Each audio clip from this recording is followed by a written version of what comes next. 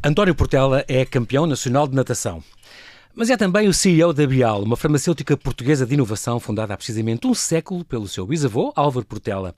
Foi a primeira e ainda é a única farmacêutica com medicamentos de investigação própria e de patente nacional comercializados em todo o mundo. É com muito orgulho que António marca a quarta geração da família à frente da Bial, mas não sem antes trabalhar para a concorrência. Qual a magia por trás de medicamentos para a epilepsia e para a doença de Parkinson, que projetou globalmente o nome desta empresa de investigação, fundada por um antigo paquete de uma farmácia portuense? A celebrar 100 anos, a Bial é hoje um dos principais protagonistas do programa Panorama Empresarial, Industrial e de Investigação Biomédica a nível nacional.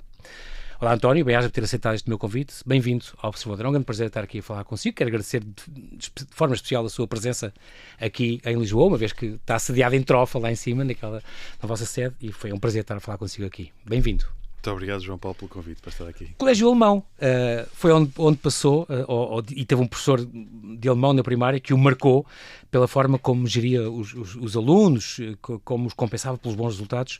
De facto, bebeu muito dessa organização e passar pelo Colégio Alemão foi muito importante por causa disso. Eu acho que o ter estudado no Colégio Alemão do Porto, digamos, marcou em mim uma série de ritmo de organização que acho que ainda hoje tenho. E realmente tínhamos uma série de professores que eram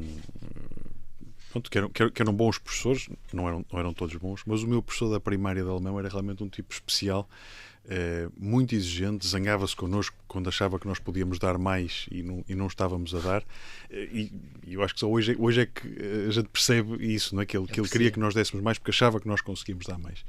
Mas depois tinha uma forma absolutamente curiosa de nos compensar, que hoje toda a gente, eu acho que a maior parte das pessoas, a maior parte dos pais, eu acho que nem sei se os meus pais sabem disto ou não, mas ele, quando nós fazíamos um teste e não dávamos nenhum erro, ele dava-nos um Gummibärchen, uma daquelas gominhas de ursos. Mas quando nós fazíamos o teste e dávamos um erro, ele dava-nos meio Gummibärchen. E como é que ele nos dava ao meio? Comia a cabeça e dava-nos o corpo. Está a imaginar ele a trincar. Ainda bem que não contou na altura aos pais. Mas de facto há uma coisa, António, eu contei isto porque há uma coisa muito importante que é, de facto, a importância dos professores. E o António, por exemplo, diz que a sua professora de Economia do secundário o marcou, pelo gosto pela economia. Até o treinador de natação, não sei o que, são pessoas que o marcaram. Eu acho que hoje, conhecimento. Hoje, quando nós olhamos para trás, há uma série de gente que nos foi marcando ao longo da vida e realmente, quando nós somos mais miúdos, não percebemos o quanto isso nos marca depois para a vida. Acho que no Colégio Alemão tive esse meu professor da primária, acho que foi bastante marcante. A minha professora, a Teresa Saturnino, a minha professora de Economia no 11º, era absolutamente extraordinário. Ele tinha um gosto em dar as aulas, uma vida, uma energia em dar as aulas, a forma como transmitia, ensinava muitíssimo bem, e eu sempre tive muita facilidade para os números e gostava muito de matemática. E tem uma irmã que é professora de matemática. E tenho uma irmã que é professora de matemática. Está na família, acho que os três gostávamos muito de matemática e tínhamos facilidade na matemática. E realmente ela deu-nos também muito exigente, mas com uma alegria a ensinar, que realmente cativam-nos estas coisas. E a mesma coisa na natação, que também para mim foi uma escola de vida. Foi atleta de alta competição também, não é? Fui atleta de alta competição, nadei durante muitos anos, mas é engraçado que o início, e olhar um bocadinho para o início, eu comecei a nadar num clube para aprender a nadar, que nem sequer tinha competição nem nada. Os meus pais puseram-me lá porque queriam que nós aprendêssemos a nadar, que soubéssemos nadar o mínimo para sobreviver quando fossem à praia. Quando fosse à praia, uma piscina, não sei o quê, não tivéssemos. Mas o nosso professor, que também se chamava António e que me tratava por Toninho, era um entusiasta da natação. Ele não tinha formação, mas tinha uma garra e contagiou-os. E pôs a mim e mais uma série de colegas meus, motivou-nos para a gente ir fazer umas competições e nós íamos fazer, e tivemos uns resultados simpáticos, até que o Porto me convidou a mim e mais uma série deles para irmos nadar para o Porto. Ainda nos infantis? Ou já não? Eu acho que ainda não era infantil. Antes disso? Foi talvez. Eu tinha 10 anos quando fui nadar para o Porto. E depois em infantil. o que é extraordinário é que quando eu lá, pronto, achava e fazia umas competições, a gente tinha uns resultados interessantes, e quando cheguei ao Porto e fui para, depois a seguir, eu acho que não foi no ano, acho que foi no ano a seguir, que foi para os infantis, e fiquei devastado, porque toda a gente nadava mais do que eu. Rapazes e raparigas, todos nadavam mais do que eu, e eu pensei assim, mas eles nadam todos, eu nunca vou conseguir nadar nada. E tive aí um treinador que, digamos, se não fosse ele, eu não teria feito a carreira que fiz na natação. Eu acreditar que era possível ser um excelente atleta. Isso é muito importante, transmitir isso. E não deve ser fácil, mas há quem tenha esse dom. Há quem tenha esse dom, pronto, muito importante. E que nos motiva são os líderes, são as lideranças que são importantes. Porque é que este apelo da economia, como o António costuma dizer, foi mais por eliminação do que propriamente por gosto? O António não era muito de ciências, é questão de... não tinha kits de microscópios, nem kits de química, nem nada, pelo contrário, não era assim uma coisa, a ciência que o apelasse muito. No entanto, está a dirigir uma grande farmacêutica, não é? Eu tinha um microscópio quando era miúdo, mas acho que nunca brinquei com ele. Não era uma coisa que me puxava muito, e mesmo as aulas não era nada, digamos, não eram as aulas que me atraíam muito. É engraçado porque eu acho que a ciência, eu só comecei a gostar da ciência já em adulto, muito mais tarde. E realmente eu gostava dos números, gostava da parte da economia, pronto, da parte empresarial, isso eu gostava muito. A verdade é que no 9º ano, e pronto, eu acho que isto depende um bocadinho de nós, depende um bocadinho também da nossa maturidade. Eu acho que sempre fui um miúdo bastante imaturo para a idade que tinha, mas eu no ano não tinha a mínima noção do que é que queria fazer, e daí a eliminação, ou seja, eu não tinha jeito nenhum para desenho e portanto elimina-se desenho, não tenho jeito nenhum para música e portanto elimina-se a música, eu não gosto muito da parte da ciência também, e portanto elimina-se, e portanto foi um bocadinho indo por eliminação. Realmente depois no secundário tive essa professora de economia.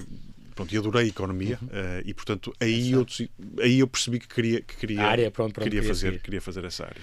O António, aqui estou a falar agora de Álvaro Portela. Álvaro Portela, o seu bisavô, era filho de um merceeiro, começou por ser paquete numa farmácia, na farmácia Padrão, no Porto, trabalhou até criar ele próprio, há 100 anos, exatamente, o seu próprio laboratório industrial, para manipular medicamentos, e teve o sócio, o antigo patrão dele, que era o Almeida, e por isso também, daí o Bial é dois al. Acho que há muita gente que não sabe isso. E dizem muito Bial, não sei o quê, porque vocês estão lançados no mundo inteiro, tem no Japão, na Austrália, em todo lado, portanto, esta história é extraordinária. O António nunca conheceu o seu bisavô, nem sequer o seu avô. Nem sequer o meu avô. Que ideia é que lhe passaram dele, o seu pai, por exemplo, os seus tios?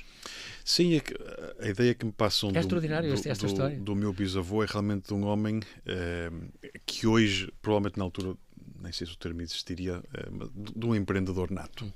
Digamos, essa é a ideia que eu tenho do meu bisavô, de um empreendedor nato, de um homem com uma energia fantástica, capaz de criar um criativo, mesmo tanto em termos empresariais, em termos de desenvolver a empresa, como também depois dos produtos e da comercialização, do marketing dos produtos. E portanto ele 40 anos, trabalhou 40 anos a fazer isso. Sem ter formação nenhuma. É incrível. Como é que ele teve a capacidade de desenvolver isso? E pronto, nós temos algumas campanhas de marketing que foram desenvolvidas nessa altura, e hoje olhamos para elas e achamos extraordinário como é que naquela altura ele e a equipa que ele reuniu tiveram a visão para fazer aquelas coisas e para ter o arrojo que tiveram. Um homem à frente do seu tempo, completamente. Era. Eu acho que ele era um homem claramente à frente do seu tempo, pronto, e com uma energia, com uma força interior muito grande. E é muito giro porque o seu avô também, António Emílio, aliás, morreu muito cedo, só teve à frente dos destinos da Bial 10 anos, ele morreu com 50 anos, cedíssimo, que deixou aquele cunho da industrialização do negócio, mas que tinha sido um grande... São pessoas sempre, eu acho sempre homens do Renascimento, os seus antecessores. Automobilista de velocidade, premiado, era dirigente da mocidade, foi cônsul na Colômbia, tirou aquele curso do Conservatório de Arts et Métiers em Paris, a Gazeta dos Caminhos de Ferro, tudo que ele fez mais alguma coisa. O seu pai... presidente e CEO, que era para ser frade e monge, e depois foi professor de psicofisiologia, escreveu livros e mais livros, praticou o karatê há 20 anos, muito condecorado pelos presidentes. São pessoas sempre com uma visão, com um mundo extraordinário à sua volta. Isso ajudou muito a sua empresa a acertar nas apostas que foi fazendo, não foi? E que o António está a continuar. Sim, eu acho, agora com a acho que sim. internacionalização em grande. Sim, eu acho que ao longo do tempo, olhando para, digamos, quer a formação deles, quer aquilo que eles fizeram, pronto, eram homens que não se limitaram a uma coisa só, não é? Quer dizer, que exploraram muitas áreas, muitas áreas. É verdade. Muitas delas pro bono, não é? Quer dizer, mas isso dá, como diz, dá um mundo. Obviamente, hoje aquilo que é o mundo é muito mais amplo, porque temos muito mais possibilidade, mas na altura, mesmo no tempo do meu avô, onde tudo era muitíssimo mais limitado, ele próprio conseguiu criar um mundo muito maior à volta dele, não é? E, portanto, e eu acho que isso permite depois às pessoas desenvolverem um trabalho diferente, conquistarem as pessoas, terem ideias diferentes e também, no fundo, acabarem por atrair também gente com muito mais capacidade para trabalharem com isso eles. É muito importante também, esse lado, conseguir atrair talento para levar estar a bom porto as suas missões. É muito engraçado, é importante este legado familiar, sobretudo a qualidade das equipas que foram, como o António estava a dizer, que foram deixando e foram construindo. Hoje em dia é uma grande aposta sua também. Entre todos os seus funcionários tem quase 85% de licenciados, Sim. Muitos doutorados, quase 80 ou 80 neste momento, o que é talvez seja das empresas que têm mais doutorados em Portugal. Sim, nós temos cerca de 800 colaboradores, dos quais 85% são doutorados e temos 85% são licenciados e 11% são doutorados. Eu acho que somos a empresa privada em Portugal que tem mais doutorados e temos feito uma aposta que não é de agora, é do tempo do meu pai, portanto é uma aposta que tem 30 anos de gente qualificada, ou seja, gente que possa trazer valor acrescentado para o nosso projeto, porque são essas pessoas que nos vão permitir crescer, desenvolver, ter ideias. Até foi o seu pai que deu esta grande volta nos anos 90, 91, para investigação e desenvolvimento. Sim. Portanto, vamos investigar. Então, começaram os compostos, os milhares e milhares de compostos e moléculas que descobrem, que vão analisando, até ao sucesso que têm tido. Sim, digamos... Esta grande viragem foi um grande momento na Bial. Essa viragem foi a visão do seu pai. É extraordinária, é uma visão do meu pai, e ele já contou isso muitas vezes, que teve que lutar um bocado contra tudo e contra todos para fazer isso, porque toda a gente lhe dizia que não era possível, que ele não conseguia fazer, que não dava para fazer. Não valia a pena concorrer com os gigantes, não é? Isso era para outros, que não era para nós, que nós em Portugal não sabíamos fazer isso. Portanto, ele acabou por conseguir levar a dele avante. E com isso, no fundo, cria uma ideia na organização de nós temos que apostar pelo máximo da qualidade. Ou seja, nós temos que nos guiar por aquilo que fazem as grandes multinacionais. Na ambição, nos projetos que temos, na qualidade daquilo que fazemos. Quer ao nível da produção, quer ao nível da investigação, quer mesmo ao nível da comercialização. Nós temos que ter qualidade. E para isso temos que ter gente que possa fazer isso. E, portanto, claro que a aposta na a aposta na investigação e desenvolvimento traz um conjunto de gente muito qualificada, mas não só nessa área, ou seja, traz um mindset na empresa de que não, é nisto que nós temos que apostar, em termos de qualificação das pessoas, para elas, porque realmente são as pessoas que trazem valor à organização.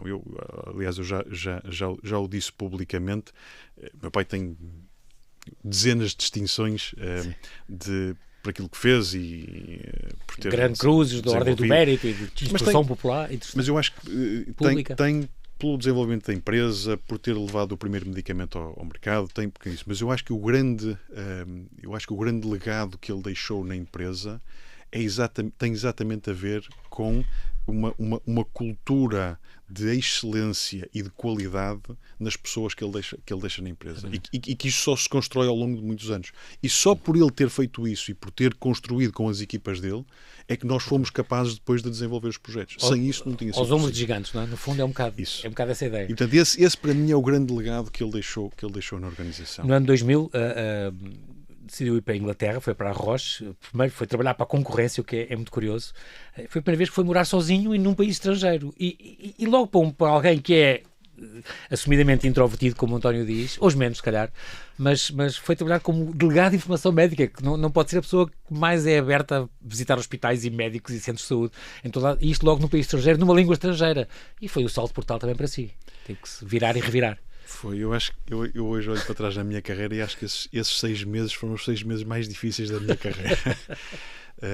porque testaram os meus limites a vários níveis. O ter de viver sozinho, num país diferente, com um idioma diferente, ser a primeira vez que estava a trabalhar, não conhecer ninguém, e realmente fazer uma coisa que me tira completamente da minha zona de conforto.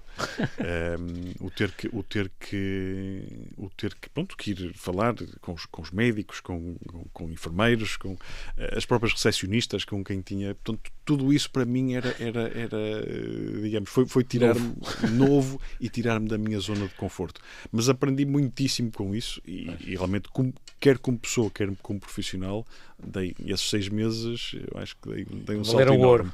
Valeram ouro. Marcou muito Londres, não foi? Também. E também pelos contactos que fez, que foi muito importante isso. Sim. Gente de todo o mundo, aí cruzou-se com todo o mundo. Marcou muito. Eu gostei muito de viver em Londres. Londres é uma cidade extraordinária, porque realmente tem gente, junta gente de todo lado, culturas de todo lado. Aprendi muito, conheci gente de muitos países. O que nos dá uma perspectiva diferente do mundo, porque nós temos a perspectiva. Eu depois de conhecer gente do Paquistão, da Irlanda do Norte, do Irão, de Israel, pensava, se eu tivesse nascido naquele país, eu provavelmente tinha uma perspectiva diferente em relação a algumas destas questões geopolíticas mundiais, porque naturalmente tinha sido formatado de forma diferente. E pronto, é muitíssimo interessante ter tido esta perspectiva, ter tido a oportunidade de trabalhar numa empresa que hoje é uma das grandes farmacêuticas a nível mundial, já era grande na altura, hoje ainda é maior, com muito boa estrutura, muito boa gente, onde aprendi muito e onde percebi que gostava realmente da indústria farmacêutica. Foi na lista de mercado também para as unidades de negócio a ver com oncologia, hematologia, passaram por si também medicamentos para a hepatite C, criou essas plataformas de negócio europeias. Estas áreas de saúde não são hoje nenhuma delas ligadas ao que o Cabial desenvolve. Não. Mas isso fez-lhe bem, não ajudou a conhecer outras, e é bom conhecer dos outros lados? Fez muito bem, sabe? E primeiro, digamos, uma das coisas que eu achava que eu tinha algumas dúvidas e por isso quis trabalhar numa outra farmacêutica.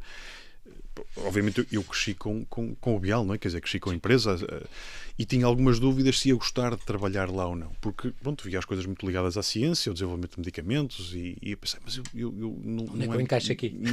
Será que eu encaixo bem aqui? Será que eu vou gostar a fazer ou não? E uma das coisas que eu percebi trabalhando nessas áreas foi que realmente eu não preciso estar na parte do desenvolvimento dos medicamentos ou na parte médica para dar um contributo e para dar um contributo muito positivo. E depois, digamos, foi extraordinário trabalhar em áreas onde as necessidades são tão grandes, como a área da oncologia, ou da hematologia, ou da hepatite C, porque aquilo que me impactou foi perceber o quanto nós podemos fazer pelos doentes. Digamos, aquilo que nós estamos a fazer, digamos, o impacto que tem na vida das pessoas que vivem com essas doenças, nas famílias, nos cuidadores. E aí eu achei... Eu não preciso de saber de ciência para isso. Agora, a verdade é que eu preciso saber de ciência, porque para nós trabalharmos nessas áreas precisamos de saber de ciência. E foi aí que eu comecei a gostar mais da ciência, porque digamos, foi à medida que eu queria perceber como é que nós podíamos fazer mais, eu senti que precisava de estudar. Se eu não estudasse, não conseguia. E, aliás, quando chegou à Roche, teve 2 meses que foi só a dar essa informação. Exatamente. E a estudar. E fiquei a perceber. E realmente percebi que eu consigo estudar isto. E ainda hoje, digamos, eu me desafio muitas vezes nesta área das ciências. Nós há 3 anos atrás redefinimos as nossas áreas estratégicas em termos de posicionamento. Mantivemos a área das neurociências, mas optamos por seguir a área das doenças raras.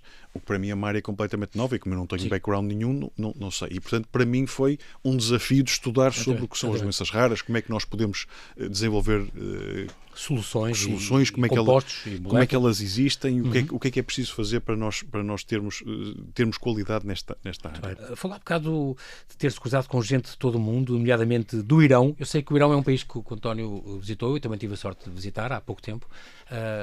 Ficou impressionado, marcou um país pela positiva, sobretudo as pessoas, a história, o território, ou não? Fiquei fascinado com o Irão. Eu já tive... Hospitalidade. Já tive a oportunidade de visitar muitos países, quer de férias, quer em termos de trabalho. No Irão fui em trabalho. Ok. Tive uma semana de trabalho, reuni com imensas empresas, com imensa gente, almocei, jantei, vim de lá fascinado. Mas chegou a ir a as Shiraz pessoas- e Persépolis? Não, só fui a Teherão. Eu ia numa Ok. comitiva onde algumas bem. pessoas foram a Isfahan, mas eu não cheguei a ir porque não tinha nenhuma Mas reunião ficou lá. com o bichinho para um dia voltar, quando tudo se acalme? Fiquei com o bichinho para voltar. As pessoas são extraordinárias, Extraordinárias. de uma amabilidade, de uma simpatia, de um nível cultural, digamos, fiquei fascinado fiquei fascinado com a cidade, mas fundamentalmente com Com as pessoas. exatamente. Típico. Muito diferente da perspectiva que nós Exatamente. temos Eles das também notícias dizem que isso, vocês recebemos. aprendem, como na Síria, que eu também gostei muito, e diziam, vocês aprendem que nós somos todos existe num ambiente normalíssimo, convidar-me a visitar igrejas, as igrejas de São Paulo, em Damasco, e não sei o quê. Vocês aprendem que somos todos uns terroristas, assim, é um bocado a ideia que, pronto, infelizmente. E o Japão também foi um país que o fascinou, mas aí se calhar pela organização, pela limpeza, pela... O Japão é um país onde eu muito vou. diferente.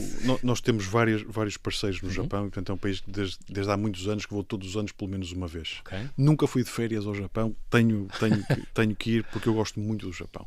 A organização, as pessoas, a amabilidade das pessoas, o cuidado com que eles fazem, o cuidado, a delicadeza com que eles se dedicam e fazem as coisas é extraordinário e tem realmente cidades lindíssimas. Sim, uma cultura muito extraordinária e muito diferente. Muito interessante. Frame of mind muito diferente. Onde é que comeu caracóis e não sabia que estava a comer caracóis? Só uma curiosidade de viagem. Olha, Foi cá? Não, foi uma vez. Foi em França, quando ainda nadava. Nós tivemos um torneio. Mas ainda nada. O António não é já master. Ainda nada, é campeão master há pouco tempo, e nem em julho, não sei, houve uma. Sim. Recebeu uma medalha de ouro. Sim, mas tive 25 anos sem nadar e agora ok. há 2 anos e meio voltei a nadar outra vez. Mas na altura ainda nadava, devia ter 20 anos, e nós tivemos um torneio em França, e depois do torneio havia um jantar com toda a gente. E nós depois dos torneios, estávamos todos esfomeados e tudo o que vinha para a mesa desaparecia. E trouxeram 2 tabuleiros de caracóis que toda a gente comeu e ninguém percebeu o que é que estava a comer. E depois, quando nos disseram vocês comeram caracóis, ficou toda a gente a olhar uns para os outros. Exato. Ao tarde, voltamos à Roche, estava em Inglaterra. O seu pai era para ficar 1 ano ou 2, acabou por ficar 4 anos, e ia sendo promovido e tal, e gostou muito. O seu pai teve medo que ficasse lá, o pai Luís. Essa é uma pergunta que tenho que lhe fazer a ele. Mas eu estava a uma década a preparar a sua solução. Eu acho que a certa altura ele achou, começou-me a perguntar porque é que eu não voltava, se não tinhas dito que era menos tempo e agora estás a ficar. Portanto, eu acho que ele a certa altura teve talvez um bocadinho de receio que eu me entusiasmasse demais por lá. E é curioso, porque também quando saiu da Roche foi uma surpresa, as pessoas não sabiam, agora estou a falar concretamente do Mark Duffy, por exemplo, que se não me engano depois trouxe para cá. Sim. Não sabiam que o António estava ligado à Bial e que também tinha o império que tinha atrás de si, na sua família. Ninguém o associava à Bial quando saiu. Quando decidiu sair. Não, quando eu disse que me vinha embora, ficaram muito surpreendidos e perguntaram, mas quer dizer, tens aqui uma carreira pela frente, tens projetos, estão-te a oferecer mais lugares, vais embora para quê? E eu depois expliquei que a minha família tem uma empresa farmacêutica em Portugal e eu, em algum momento... que era uma espionagem industrial. Incrível. É um homem de família, António? Sou. Acho que cresci com esse conceito de família muito enraizado. E sou um homem de família, tenho um apoio extraordinário da minha mulher, que me acompanha há mais de 20 anos, e temos 3 filhos extraordinários também. É engraçado querer sempre voltar para a família quando em Inglaterra, por exemplo, não sentia isso dos seus colegas. O António desejava vir cá muitas vezes e vinha todos os meses quando podia, e ao passo que havia colegas que se calhar tinham os pais ali ao lado e eles nem sequer os visitavam. Sim, eu acho que havia... Não tinham esse sentimento. Se calhar é os anglo-saxónicos eu acho que são um bocadinho diferentes, diferentes nesse aspecto, um bocadinho diferentes de nós, são muito mais desligados, têm mais tendência, por exemplo, a partir dos 18 anos, quando vão para a faculdade, vão fazer a faculdade normalmente fora. E depois, a partir daí, já não se ligam muito não se aos ligam pais muito. e avós. Voltam um pouco a casa e eu acho que nós, os latinos, somos muito mais ligados.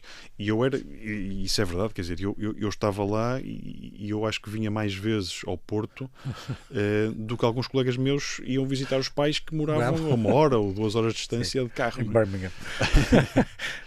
Adaptou-se cá bem quando veio, porque de facto, mesmo por exemplo, o seu trabalho de delegado, por exemplo, era diferente de como eles fazem lá e cá. O modus operandi, se calhar, era diferente, era uma empresa toda diferente. Rocha, uma grande farmacêutica, mas cá era diferente. Pronto. Não estranhou nada? Estranhei quando vim, porque eu lá tinha uma independência absoluta e geria as minhas coisas de forma... Quando voltei para cá senti outra vez que estava numa redoma, apesar de por um lado ser bom a redoma familiar, por outro lado eu já não queria estar tanto nessa redoma familiar, e pronto, e tive que me habituar outra vez a algumas coisas aqui em Portugal que eram diferentes daquilo que eu estava habituado em Londres. Falou da questão da família e concretamente na questão dos seus filhos. Todos os seus filhos e sobrinhos, 3 seus, 3 do seu irmão e uma da sua irmã, se não me engano, ainda são novinhos. Outra mais já tem filhos com 16 a 17 anos, imagino. Não sei se há algum manifesto, algum interesse de seguir com o legado, mas António diz, é natural que a sucessão passe por um outsourcing, por alguém de fora. Sim. Isso é uma coisa natural. Isso não lhe faz pena? Não. Já que vai na 4ª geração, portanto. Sim, mas eu acho que nós não... Nem eu procuro, nem eu, e sei que os meus irmãos não fazem o mesmo, fazem o mesmo, ou seja, eu acho que nós não podemos forçar ninguém a querer fazer. Se eles tiverem essa ambição, se tiverem competências para o fazer, obviamente que ficarei muito satisfeito se algum deles quiser fazer isso. Mas acho que, digamos que todos nós eu acho que devemos seguir aquilo que queremos fazer, e eu quero que eles sejam felizes. E realmente há uma coisa que eu tenho dificuldade em, às vezes vejo pessoas que são infelizes no seu trabalho, naquilo que fazem, e eu penso, como é que é possível dedicar-se tantas horas, levantar-se todos os dias, sair da cama para ir fazer uma coisa que não o faz feliz. E portanto, eu acho que, digamos, eu vejo o exemplo da minha irmã, pronto, que não trabalha em empresa, gosta, conversa connosco, pergunta-nos as coisas. Ao contrário do Miguel, por exemplo, o seu irmão trabalha, tem a ver com a fundação. O Miguel trabalha connosco e gosta muito daquilo que faz e vive muito a empresa. Sim. A minha irmã Luísa gosta muito da empresa, pergunta-nos muitas vezes as coisas, como é que estão isso, mas o que ela gosta é de dar aulas. Matemática. Ela gosta de dar aulas, ela gosta de ensinar, é isso que ela gosta, é isso que a faz feliz. Exato. E portanto eu acho que é isso que nós temos que fomentar neles. Se algum deles tiver essa vontade e tiver competências para o fazer, e eu acho que as duas coisas têm que existir, acho que isso, digamos, poderá acontecer. Mas até agora nenhum dos seus filhos ou sobrinhos fala disso, ou pede para ir lá, fica lá, passam lá os dias. Para irem. O António também já ia quando era pequenino, 14, 15 anos, já ia lá no verão, as férias de verão, fingi que ajudava. E eles... Era o filho do dono. E eles também gostam de ir e também pedem para ir às vezes e pronto, e vivem e fazem muitas perguntas, e às vezes conversamos sobre isso, e eles perguntam, fazem muitas perguntas sobre aquilo, e portanto têm curiosidade, e obviamente eu gosto de lhes explicar, e gosto de lhes dizer. Mas ainda são muito novos, eu acho, para saberem aquilo que querem fazer. Ainda estão os meus dois mais velhos estão na fase de definição daquilo que querem fazer, o que é que vão estudar, e portanto acho que têm tempo para isso. Mas vamos ver. Eu acho que isso é tranquilo. Mas é engraçado estar com essa naturalidade a dizer, é uma coisa natural, se tiver que sair de coisa da família, sai. O que é importante é que as pessoas estejam bem, gostam do que façam, não forçar ninguém a fazer aquilo só para manter um legado, quer dizer, não é obrigatório. É muito engraçado essa vontade, essa paz. Não é obrigatório, e eu acho que nós, digamos, como acionistas, nós temos uma responsabilidade enorme, quer com as pessoas que trabalham na empresa, quer com as pessoas que nós servimos. E, portanto, o que nós temos que arranjar é a melhor solução, seja ela interna, seja ela da família ou fora da família. Digamos, essa é a nossa responsabilidade como acionistas da empresa, é encontrarmos a melhor solução de futuro. Hoje em dia, uma das suas grandes marcas é a internacionalização.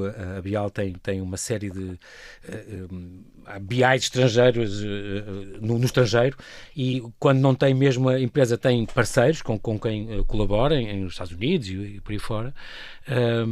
Mas este princípio foi complicado também para o António. O António entrou em 2011, a fazer 13 anos, fez 13 anos, que está lá desde janeiro de 2011, porque, e há uma coisa muito curiosa, porque nunca fazem questão de o esconder, apostaram, foi difícil apostar, começaram por Espanha, perderam muito dinheiro com a Espanha, quiseram aplicar modelos que se calhar achavam que funcionavam, não funcionaram, eles têm uma maneira diferente de ser, estão aqui ao lado, mas não funcionam como nós em todas as coisas, e é muito importante, se calhar para mim é um dos segredos grandes da Bial, ter aprendido com esses erros, com isto não correu bem, o que é que podemos mudar, e isso aprende-se muito, cresce-se muito com isso, certo?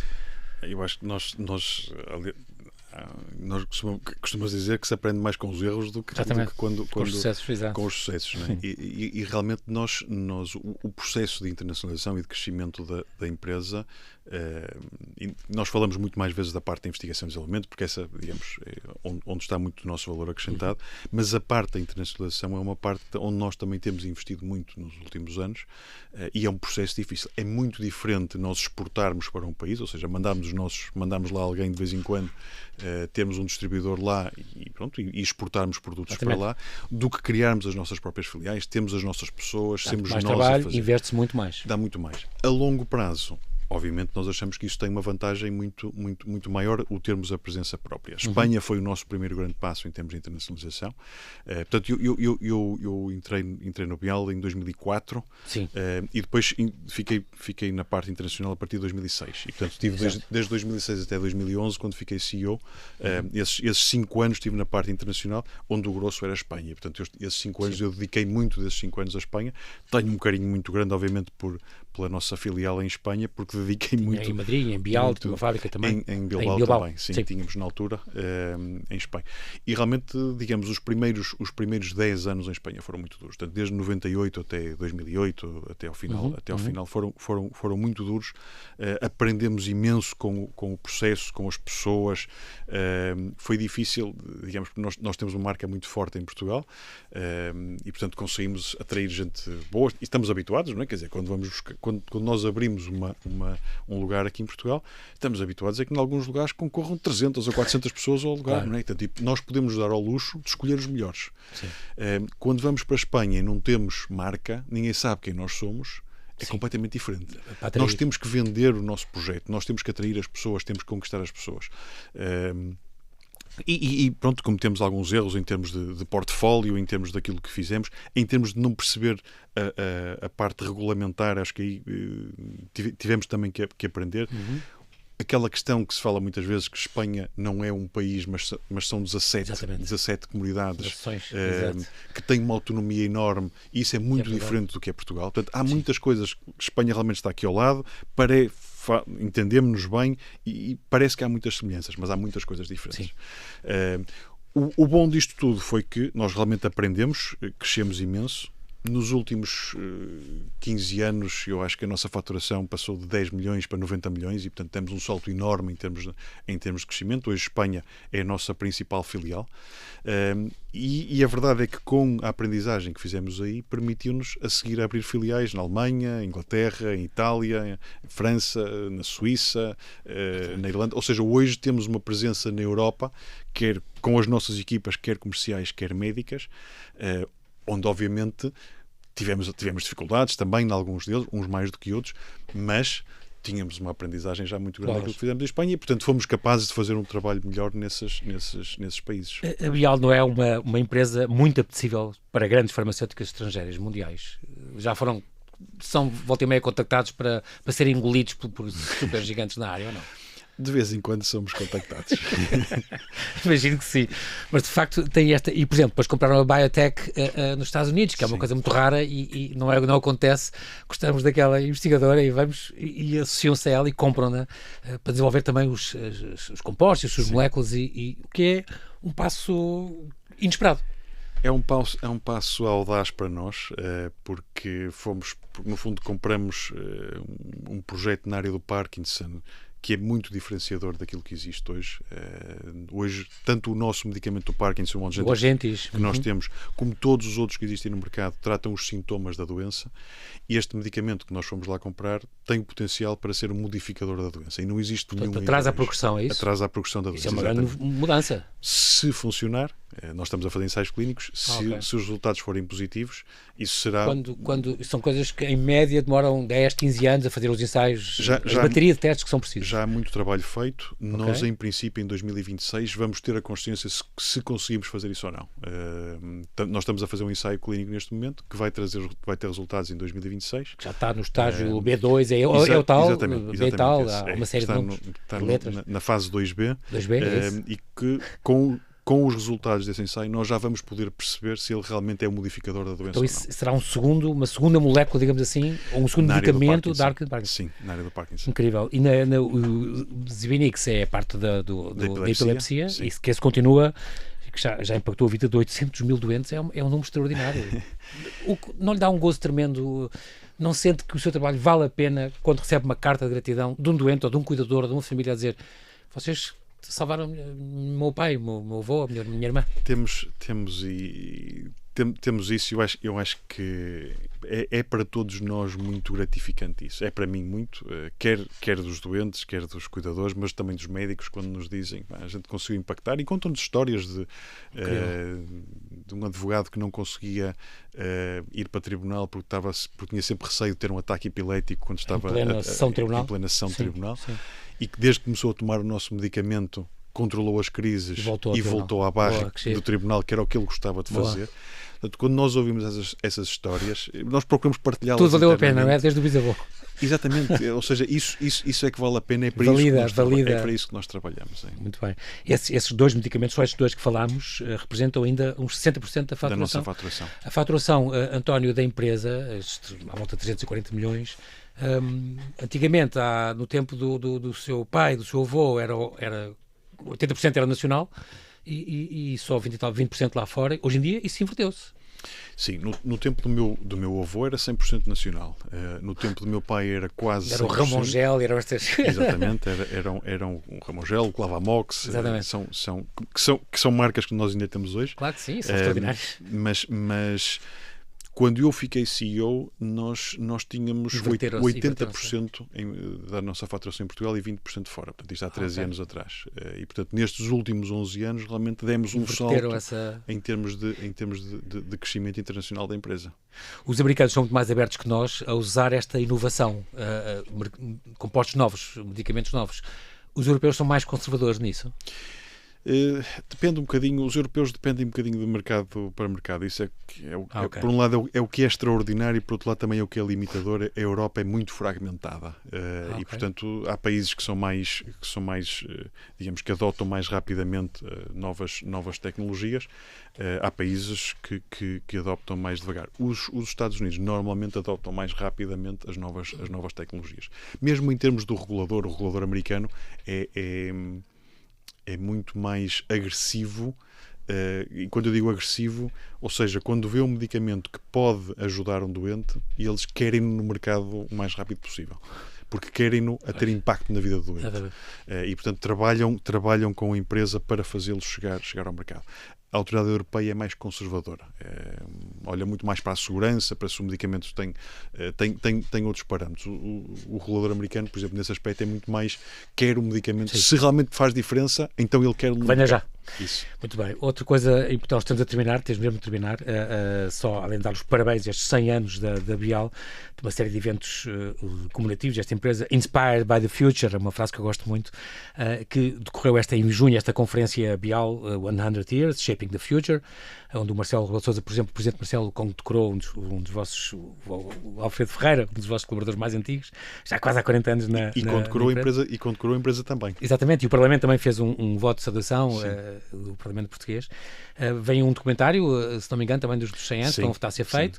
Há este podcast, Top of Mind, há o grande apoio que tem feito a investigadores, e os prémios também são muito importantes. A Fundação Bial, que tem esta missão, que fizeram com o Conselho de Reitores das Universidades, tem esta missão dos prémios, por exemplo, o Prémio Bial de Medicina Clínica, o Bial Award of Biomedicine, o Prémio Maria de Sousa, o tal, vai ser entregue, aliás, foi entregue hoje nesta conferência, onde trouxeram o António Damasio e a Ana Damasio para falar sobre a fisiologia da mente em 2024, na aula magna da reitoria, tudo para celebrar, no fundo, os 30 anos também da Fundação, que começou em 6 de maio de 94, e queria terminar só com esta ideia muito boa que tem também o António, que é do facto de muitos grandes talentos que nós temos vão lá para fora, e as pessoas ficam muito tristes porque depois são absorvidos pelas empresas lá fora, e o António diz, não, eles vão lá para fora, ganham o mundo, não faz confusão, nós temos é que ter projetos, temos é que ter indústria, isso é muito importante, porque eles falam disso, pai, não pode ir para casa, faltar para Portugal, desde que haja indústria para a gente ser absorvidos. Eu tenho um filho que me fala disto, quer dizer, porque é o que falta cá. Eu passo que em qualquer laboratório em Zurique, na Alemanha, na Suíça, nos Estados Unidos, no Silicon Valley ou Nova York, há empresas que nos absorvem.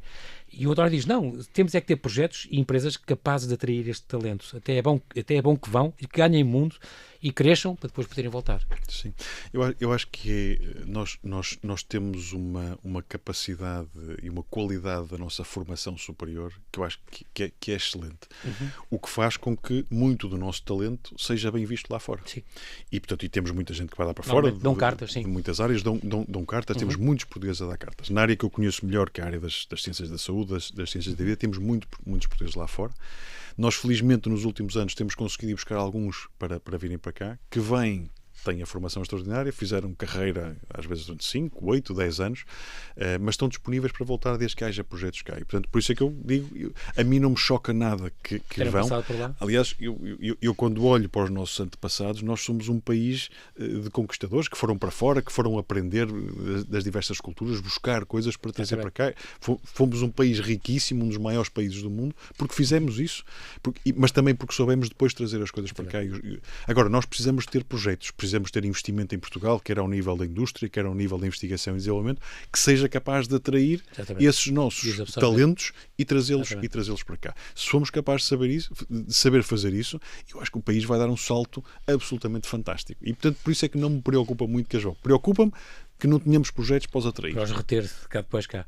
Muito bem, António Portela, não tens mais tempo, quero agradecer muito a sua disponibilidade em vir à Rádio Observador, que é a farmacêutica que dirige, continua a apostar então nos nossos jovens investigadores, em novas soluções, novos comportos para ajudar os doentes e as famílias e os cuidadores e todos que são mais incapacitados e que precisavam muito destas soluções. Bem-haja e até breve. Muito obrigado, João Paulo, pelo convite para estar aqui. Foi um gosto.